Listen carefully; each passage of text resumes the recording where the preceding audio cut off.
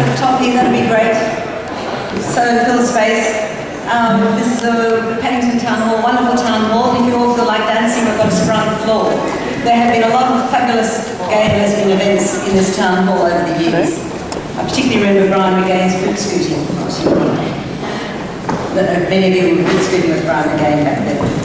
So I would like to welcome you all, and I'd like to start by, first of all, acknowledging the original custodians of our land, the Gadigal people of Eora Nation, and pay my respects to the elders, both past and present, and also acknowledge the people of the 200 nationalities who live in our city.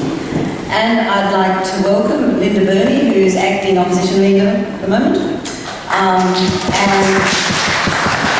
our one-time parliamentary colleague until last September, and Elizabeth Wing, who is the representing the Anti-Discrimination Board tonight. And we have the Deputy Lord Mayor Robin Kemlis, we have Councillor Linda Scott, and Alex Greenwich has asked me to give his apologies. And I see Leanne, who's a very active elected officer, once my very active elected officer, has popped his letter on the tables. So I'm sure Alex will be pleased about that. And Alex can't be here because he's at his cousin's same-sex wedding in Seattle. Doesn't Alex have a nice life? And he wants to thank everyone for their interest in this issue, and you know he was very involved in it too. So, getting right into it, on the 10th of April, the New South Wales government destroyed our rainbow crossing. It was an incredibly sad night. We had had the most fabulous city talk at Town Hall on the cultural life of the city and what we should be doing for the future cultural life of the city. So we're all on a great high afterwards. We had some fabulous speakers, and we were just having a drink afterwards and got these phone calls saying they were ripping up the rainbow crossing. So I remember going up to Oxford Street, and after this wonderful cultural night, it seemed such an uncalled for destructive assault, a real physical assault. They're in there with the machinery, and it was very costly too, and it was just, it was really distressing, I have to say. We had got permission from Minister Duncan Gay to put the crossing in, and he said you only get to be able to put it on a temporary basis. I felt sure at the time that because it would be so supportive as it had been in Hollywood, and we're using the Hollywood example, that the community support would influence the Liberal National Party coalition to allow this absolutely fabulous piece of public art that people love so much to actually stay. But that wasn't his response, and it was something that had been suggested to us from the community, and its removal provoked spontaneous reaction. I know I was running a meeting at Heffron Hall that next Saturday, and when I came out, the first thing I saw were some people, not this group, another group, chalking, and they were chalking in wasn't Liverpool Street, Burton Street, and they said to me, Sydney's run out of red chalk, we have to go to Ryde to get our red chalk. So I thought all of that was just so fantastic, and the other thing I just loved was school holidays not up long after that, and everywhere I was sort of waiting in the city, I kept coming across groups of children and all sorts of people chalking the road and chalking the footpath and chalking the back lane, and it was fantastic. So various ideas have been put forward to replace the rainbow crossing. I know Duncan Gay said put it on the footpath. The fact of the matter is, our view is that the road and the footpath belongs to us all. It's not the motorist's priority to use the road, or the pedestrian's priority to use the footpath, or the cyclist's priority to use the cycleway. We're sharing that public space, it belongs to us all. And we wanted the rainbow crossing there on the road. It was one of those things that when people came upon it, they just smiled and they were so happy to see it. And as you know, the images went round the world. It was an international acknowledgement of us doing fabulous public art and giving very strong support to the GLBTI community. So we wanted to gather you all here tonight to talk to you about about the issue and about any proposal for what we might do up at Oxford Square. Now, the next image, Jamie, is the one where, if we could just move on,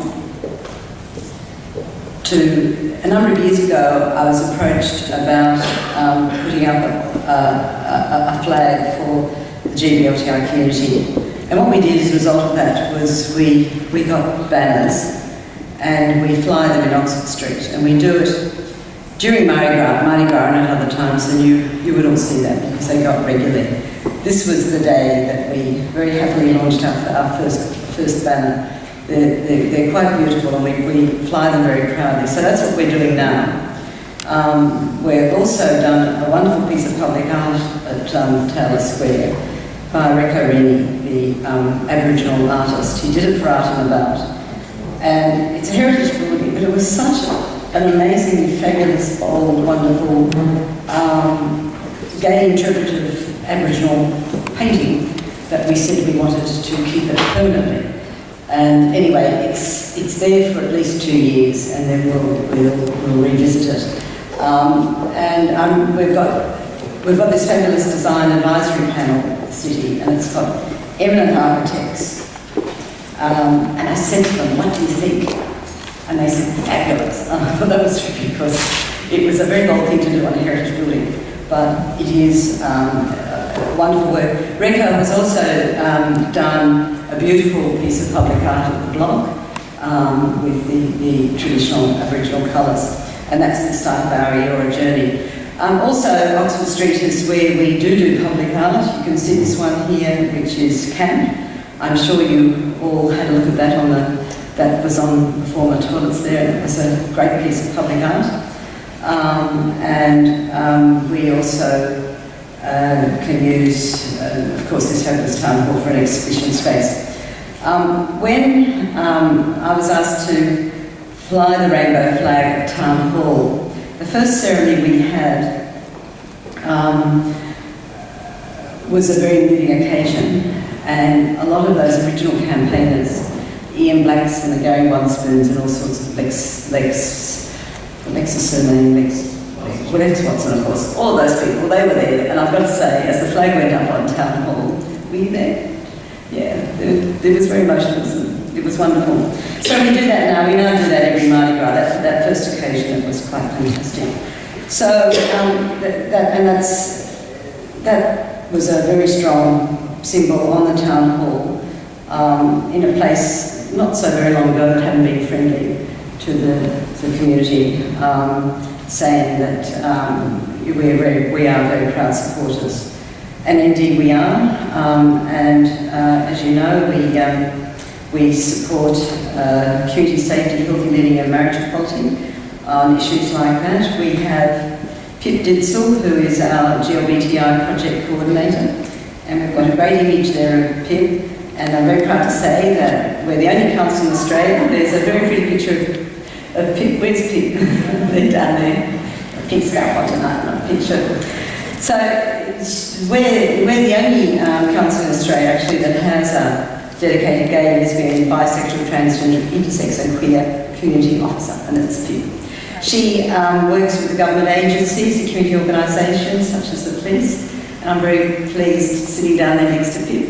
We've got our Surrey Hills Commander here tonight, Bill Companion, and his crime manager, no, inspector.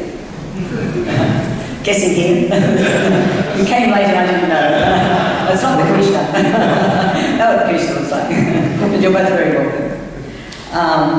And also she works with ACON and the Anti-Violence Project and the Gender Centre in 2010.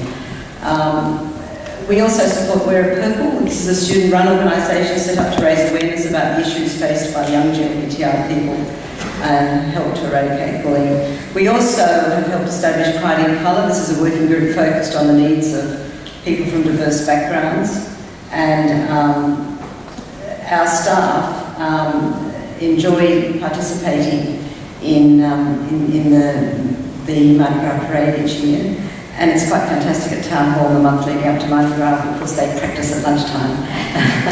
and they're all pretty fabulous by the time we...